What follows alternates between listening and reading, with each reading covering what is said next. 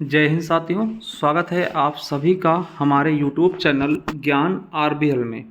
दोस्तों, आपको पता है हम पेट की क्लासेस देख रहे थे और पेट में दोस्तों हम इतिहास देख चुके थे। इतिहास के बाद आंदोलन देख चुके थे, आंदोलन के बाद अर्थव्यवस्था, अर्थव्यवस्था के बाद लोक प्रशासन। ठीक है, और आपको बता दें इसके बाद साथियों हम भूगोल देख रहे थे, तो भूगोल के अंतिम पड़ाव में भी थे। ठीक है, तो दोस्तों आज हम इस वीडियो में जो विश्व का है ना, विश्व की चीज़ें हैं तो उनके बारे में देखेंगे। विश्व के जैसे कि आपके पठार हो गए, नदियाँ हो गई, रेखा हो गई, ये चीज़ें देखने वाले हैं। ठीक है, चलिए शुरू करते हैं। उसके पहले बता दें कि जो बच्चे पहली बार जुड़े दोस्तों, चले जाइए हमारे प्लेलिस्ट पर। देखिए हमने प्लेलिस्ट बनाया हुआ है, जा करके अच्छे से क्लासेस ले सकते हैं। ठीक है, रिवाइज कर सकते हैं तेज़ी से। ठीक है, इसके अलावा स्ट्रैटेजी के हमने कराया है दोस्तों, स्ट्रैटेजी के 3.0 के नाम से यूपी पुलिस, यूपीएसआई के लिए वो भी कर सकते हैं।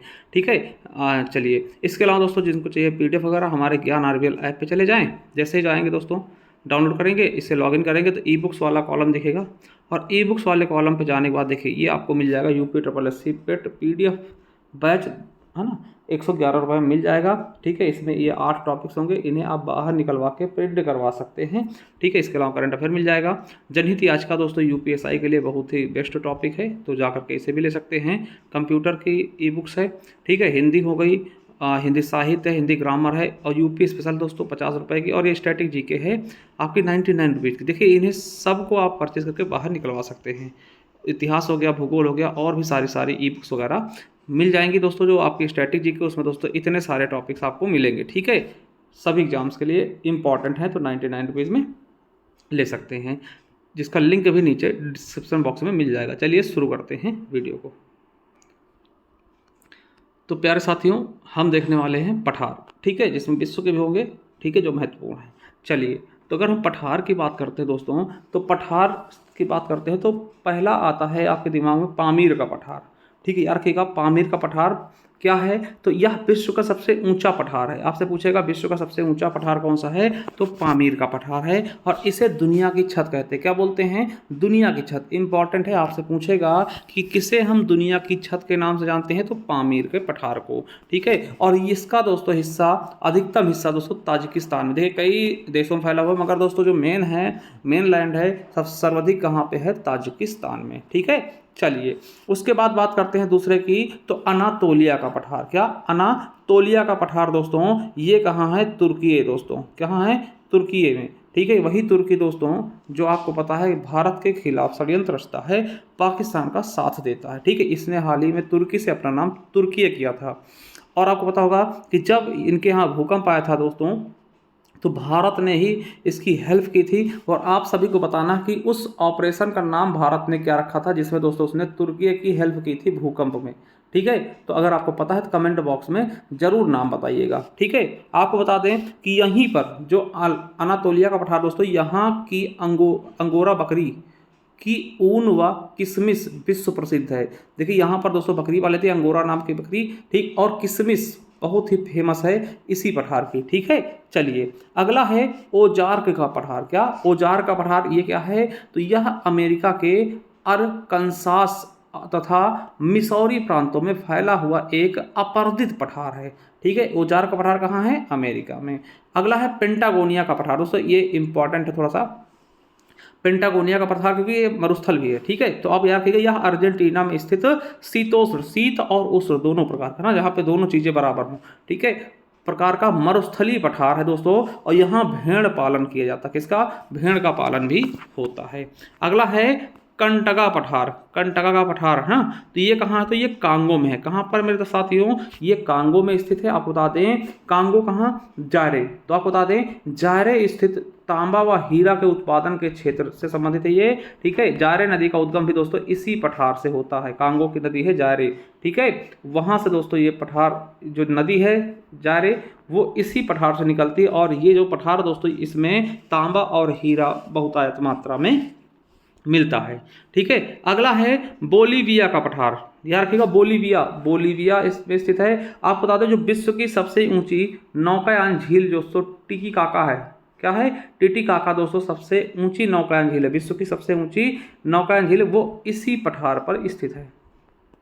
ठीक है, इसके अलावा तिब्बत का पठार दोस्तों, तिब्बत आपको पता है एक स्वतंत्र देश था जिस पर चीनियों ने दोस्तों जबरदस्ती कब्जा कर लिया। तो अभी दोस्तों इस पर चीन का अधिकार है तिब्बत के पठार पर। ठीक है, तैयार करिए तिब्बत का पठार कहाँ है, तो तिब्बत चीन में। ठीक है, चीनों का अधिकार कर लिया है जबरदस्ती। ठीक है, फिर अगला है चिया पास का पठार, मैक्सिको में है। कोलंबिया का पठार अमेरिका में है ना। एबिसीनियन का पठार इथोपिया में है। और किम्बरले दोस्तों, किम्बरले हीरा के लिए बहुत प्रसिद्ध पठार है दोस्तों अफ्रीका का। ठीक है, तो किम्बरले का पठार दोस्तों कहाँ है, अफ्रीका में। किसके लिए प्रसिद्ध है दोस्तों, हीरे खान के लिए। ठीक है, अभी दोस्तों आपके पेट में पूछा गया था 2023 में कि उड़िया का पठार, क्या दोस्तों, उड़िया का पठार दोस्तों कहाँ है, राजस्थान के सिरोही जिले में। देखिए उड़िया का लोगों ने उड़ीसा समझ बैठा था, ठीक है, गलत कर दिया था, तो ये राजस्थान के सिरोही जिले में है। और दोस्तों मैं आपको बता दूं, जो हमने पूरा दोस्तों भारत को डिवाइड किया था उसमें हमने पठारों को अलग अलग करके पढ़ाया भी है। ठीक है, ये आपके जो अलग से हैं विश्व के हैं जो फेमस हैं उनको मैंने कराया है। ठीक है, चलिए अब दोस्तों विश्व की अगर नदियाँ में बात कर लूँ, चलिए अब मैं विश्व की नदियों के बारे में बात कर लूँ। दोस्तों भारत की नदियों में पढ़ चुका था, तो चलिए पहले हम हर एक द्वीप के बारे में पढ़ेंगे, मतलब द्वीप में कौन सी नदी सबसे लंबी है। ठीक है, चलिए बात आती है अफ्रीका की। तो अफ्रीका की सबसे लंबी नदी दोस्तों, अफ्रीका महाद्वीप की सबसे लंबी नदी, देखिए महाद्वीप, अफ्रीका महाद्वीप की सबसे लंबी नदी कौन सी होगी, नील नदी। और दोस्तों आपको मैं बता भी दूं, ये भी याद रखना कि ये अफ्रीका महाद्वीप की सबसे लंबी नदी है, ये विश्व की भी सबसे लंबी नदी है नील नदी। ठीक है, नाइल रिवर दोस्तों ये विश्व की सबसे लंबी नदी है। ठीक है, अफ्रीका की तो है ही, आपसे पूछेगा अफ्रीका महाद्वीप की सबसे लंबी नदी कौन सी है, तो आप बताएगा नील नदी। विश्व की सबसे लंबी नदी कौन सी है, आपकी नील नदी। ठीक है, कहाँ है, तो आपको पता होगा ये मिस्र में बहती है। कहाँ पर, मिस्र में बहती है। ठीक है, मिस्र दोस्तों वही जो गीज़ा के क्या बोलते हैं उसको, पिरामिड के लिए फेमस है ना। चलिए तो दोस्तों, और नील नदी को मिस्र का वरदान कहते हैं दोस्तों, क्योंकि इसी पर वो आश्रित है। नील नदी को मिस्र का वरदान कहते हैं। आपको बता दें कि नील नदी का उद्गम कहाँ से होता है, विक्टोरिया झील दोस्तों, विक्टोरिया झील से होता है, और ये भूमध्य सागर में अपना पानी गिरा देती है। तो आपसे पूछेगा विश्व की सबसे बड़ी नदी कौन सी है, नील नदी। कहाँ से निकलती है, विक्टोरिया झील, और कहाँ अपना पानी खत्म करती है, भूमध्य सागर में गिरा देती है। इसे हम मिस्र का वरदान कहते हैं। ठीक है, आपको बता दें कि ये दो प्रकार की नदी हैं, एक सफ़ेद नील और एक ब्लू नील। ये दोनों एक जगह मिलती हैं, कहाँ पर, सूडान की राजधानी खार्तूम में दोस्तों। सफ़ेद नील और ब्लू नील मिलकर के नील नदी का निर्माण कर देती हैं। ठीक है, चलिए तो हमने देख लिया दोस्तों अफ्रीका, है ना। अब दक्षिण अमेरिका की देख लें तो साथियों, दक्षिण अमेरिका की सबसे लंबी नदी कौन है, अमेजन नदी। दक्षिण अमेरिका की सबसे लंबी नदी अमेजन नदी है। और आपको बता दें कि यह आयतन की दृष्टि से विश्व की सबसे बड़ी नदी है। नील नदी के बाद दोस्तों दूसरी सबसे लंबी नदी विश्व की। अगर आपसे पूछे कि विश्व की सबसे लंबी नदी नील नदी, और दोस्तों दूसरी सबसे लंबी नदी विश्व की तो अमेजन नदी, मगर आयतन की दृष्टि से सबसे बड़ी नदी है आपकी कौन सी, अमेजन नदी। अमेजन आपको पता है अमेजोन ना। अमेजन का उद्गम कहाँ से होता है, एंडीज पर्वत से होता है। यह अपना पानी अटलांटिक सागर में गिराती है। चलिए अब बात कर ले एशिया में। एशिया में दोस्तों आपको पता हम लोग भी रहते हैं, तो एशिया की सबसे लंबी नदी कौन सी, तो यांगत्जे नदी है दोस्तों, जो कि चीन में पड़ती है। यह तिब्बत के पठार से निकलकर अपना पानी पीले सागर में गिरा देती है। वही यूरोप की बात कर लें तो यूरोप की सबसे लंबी नदी कौन है, ओल्गा नदी दोस्तों, रूस में है। यह ओल्गाई पर्वत से निकलकर काला सागर में अपना पानी गिराती है। और ऑस्ट्रेलिया महाद्वीप की बात कर लें तो यहाँ की नदी है मर्रे डार्लिंग। ठीक है, तो ये ही दोनों नदियां हैं, इनको एक कर देते हैं, मर्रे डार्लिंग बोलते हैं। ठीक है, चलिए अब दोस्तों अन्य की बात कर लें तो अन्य की जो मैं बात करूंगा दोस्तों थोड़ा सा इंपॉर्टेंट है, इसलिए मैं अन्य की बात यहाँ पर करना चाह रहा हूँ। ठीक है, भारत की बात कर लें तो भारत में सबसे लंबी नदी गंगा नदी 2525 किलोमीटर, मैं बता चुका हूँ। ठीक है, 2 देशों में बहती है गंगा, भारत और आपके बांग्लादेश में। 5 राज्यों से गुजरती है। कहाँ कहाँ, हरिद्वार के बाद दोस्तों यूपी में कितने दोस्तों, सॉरी हरिद्वार को उत्तराखंड बोल देंगे ना, उत्तराखंड से, सॉरी हरिद्वार नहीं, उत्तराखंड क्या है, राज्य है। ठीक है, उत्तर प्रदेश, फिर दोस्तों बिहार में कूदेगी, बिहार के बाद झारखंड के बाद पश्चिम बंगाल, फिर दोस्तों बांग्लादेश में कूद जाएगी। ठीक है, चलिए और आपसे पूछे दक्षिण भारत में सबसे लंबी नदी, तो गोदावरी बताइएगा। ठीक है, सबसे लंबी सहायक नदी भारत की तो यमुना बता दीजिएगा। बिहार का शोक कोसी को, बंगाल का शोक दामोदर नदी को, उड़ीसा का शोक महानदी को। ठीक है, कर्क रेखा को 2 बार काटने वाली नदी कौन सी है, माही नदी भारत की। ठीक है, विषुवत रेखा को 2 बार काटने वाली नदी कांगो नदी है। आप बता दें इसी नदी पर लिविंगस्टोन जलप्रपात भी स्थित, किस नदी पर, कांगो नदी पर। मकर रेखा को 2 बार काटने वाली नदी कौन सी? लिम्पोपो। कौन सी है? लिम्पोपो। आपको बता दें लिम्पोपो नदी दक्षिण अफ्रीका के ट्रांसवाल क्षेत्र से निकलकर हिंद महासागर में गिरने वाली है। यह नदी दक्षिण अफ्रीका को बोत्सवाना और जिम्बाब्वे से अलग भी करती है। कौन सी? लिम्पोपो नदी। ठीक है, लिम्पोपो क्या करती है? मकर रेखा को 2 बार काटती है, विषुवत रेखा को 2 बार कांगो काटती है, और कर्क रेखा को 2 बार कौन काटती है? माही नदी। ठीक है, याद रखेंगे। अब दोस्तों थोड़ा सा जो नदियां हैं फेमस उनके बारे में भी दिखा दें, आपको बता दें, समझा दें। ठीक है, जैसे डेन्यूब नदी। डेन्यूब नदी दोस्तों फेमस है। क्या है? यह जर्मनी के ब्लैक फॉरेस्ट से निकलकर Germany, Austria, Slovakia, Hungary, Croatia, Serbia, Bulgaria, Romania, Moldova, Ukraine देशों में बहती हुई काले सागर में गिर जाती है। आपको बता दें यह ओल्गा के बाद यूरोप की दूसरी सबसे बड़ी नदी है। दूसरी सबसे लंबी नदी है ओल्गा के बाद, यूरोप की सबसे बड़ी ओल्गा उसके बाद। और विश्व की एकमात्र नदी ये डेन्यूब एकमात्र ऐसी नदी है जो 10 देशों से बहती है। ठीक है, विश्व की एकमात्र नदी है जो 10 देशों में बहती है। और याद रखेंगे यह नदी विश्व के 4 देशों की राजधानियों से भी गुजरती है। एक ऐसी नदी दोस्तों जो 10 देशों से बहती है, और एक ऐसी नदी ही वही सेम नदी है जो 4 देशों की राजधानियों से गुजरती है। राजधानियां 4 देशों की राजधानियां इसके किनारे स्थित, जैसे बुडापेस्ट यानी हंगरी राजधानी है ना, स्लोवाकिया ब्रातिस्लावा दोस्तों ये भी स्लोवाकिया की राजधानी भी स्थित है, बेलग्रेड सर्बिया की राजधानी भी स्थित है, और ऑस्ट्रिया राजधानी वियना भी स्थित किसके? डेन्यूब नदी किनारे। चलिए बात करते हैं राइन नदी। राइन नदी क्या है? यह नदी अल्पास स्थित कॉन्स्टेंस झील से निकलकर फ्रांस और जर्मनी की सीमा बनाते हुए, फ्रांस और जर्मनी की सीमा कौन बनाती है? राइन नदी। ठीक है, नीदरलैंड के रॉटरडम के पास से उत्तरी सागर में गिरती है। वहीं पो नदी बता दें इसे हम इटली गंगा कहते हैं।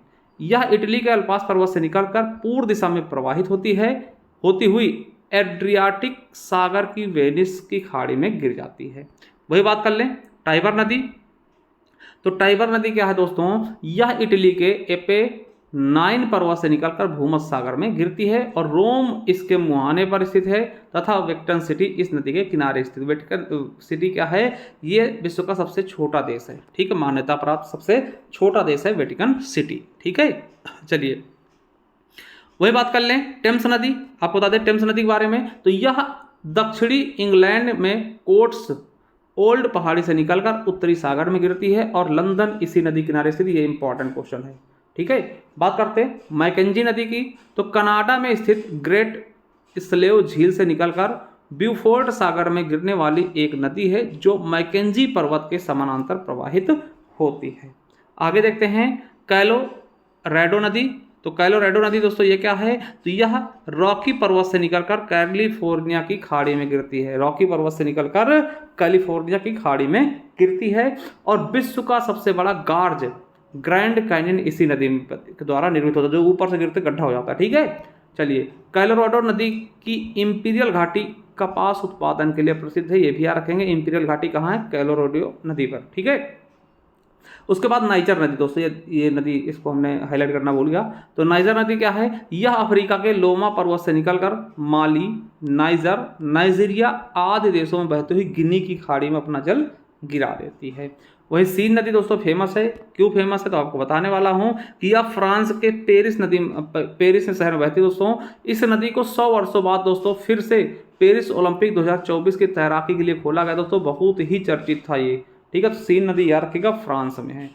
हो सकता है आपसे पूछ ले कौन सी नदी को 100 वर्षों बाद तैराकी के लिए खोला गया? तो सीन नदी को, जो कि पेरिस में बहती। कब खोला गया? ओलंपिक में 2024 में। ठीक है, गंदी हो गई दोस्तों, इसको साफ कराया। ठीक है, चलिए अब घास के मैदान देख ले। अगर घास के मैदान की बात करें तो एक होते शीतोष्ण कटिबंधीय घास के मैदान, एक होते उष्ण कटिबंधीय घास के मैदान। तो शीतोष्ण कटिबंधीय घास के मैदान देखिए, वैसे ये नहीं पूछता कौन सा शीतोष्ण है कौन है ना उष्ण है, आपसे डायरेक्ट पूछेगा कि प्रेयरी घास का मैदान कहाँ? तो ये उत्तरी अमेरिका कनाडा में फैला हुआ। यूपीएसआई में पूछा गया। पंपास दोस्तों अर्जेंटीना दक्षिण अफ्रीका में फैला हुआ है। यूपीएसआई में पूछा गया। ठीक है, पुस्ताज दोस्तों हंगरी में फैला हुआ, यूरोप में पड़ता है ना हंगरी। ठीक, स्टेपी कहाँ है? यूरेशिया में है, यूरोप और एशिया दोनों में। वेल्ड दोस्तों दक्षिण अफ्रीका में, यूपीएसआई में पूछा गया। डाउन्स दोस्तों ऑस्ट्रेलिया। कैंटरबरी दोस्तों न्यूजीलैंड। ठीक है, याद रखेंगे। उसके अलावा जो उष्णकटिबंधीय घास के मैदान है जैसे लानोस कहाँ है? Venezuela. Savanna Africa. Campos Brazil. Patana दोस्तों कहाँ है? श्रीलंका में। ठीक है, ये घास के मैदान हो गए विश्व के। अब अगर मैं सीमाओं की बात करूं जो थोड़ा सा प्रचलित हैं, तो उनके बारे में ये देख सकते हैं। जैसे रेड क्लिफ कहाँ है, भारत और बांग्लादेश पाकिस्तान के बीच है ना, भारत पाकिस्तान और भारत बांग्लादेश के बीच। मैकमोहन भारत चीन के बीच। डूरन रेखा अफगानिस्तान पाकिस्तान के बीच। 17वीं समांतर रेखा दोस्तों उत्तरी वियतनाम दक्षिणी वियतनाम के बीच, ठीक है। हिंडनबर्ग रेखा जर्मनी पोलैंड के बीच। ऑर्डरनीसे जर्मनी पोलैंड के बीच। मेडिसिन रेखा दोस्तों कनाडा अमेरिका। और सीज फ्राइड लाइन दोस्तों फ्रांस जर्मनी। दोस्तों ये यूपी पुलिस में पूछा गया। 49वीं समांतर रेखा अमेरिका कनाडा के बीच। और 38वीं समांतर रेखा उत्तरी कोरिया और दक्षिणी कोरिया के बीच, ठीक है। तो साथियों ये चीज़ें आपको आई होप समझ में आ गई होंगी। अब साथियों मैं आपको बता दूं कि आप हमारा टेलीग्राम चैनल ज्वाइन कर लीजिए किसी भी जानकारी के लिए, ज्ञान RBL ऑफिशियल, ठीक है। और जिसको भी चाहिए दोस्तों PDF वगैरह वो हमारे ज्ञान RBL ऐप को डाउनलोड कर ले, वहाँ से जाकर के सारी चीज़ें परचेज कर सकता है। चलिए दोस्तों थैंक यू, मिलते हैं नेक्स्ट वीडियो में, तब तक के लिए जय हिंद, जय भारत, वंदे मातरम।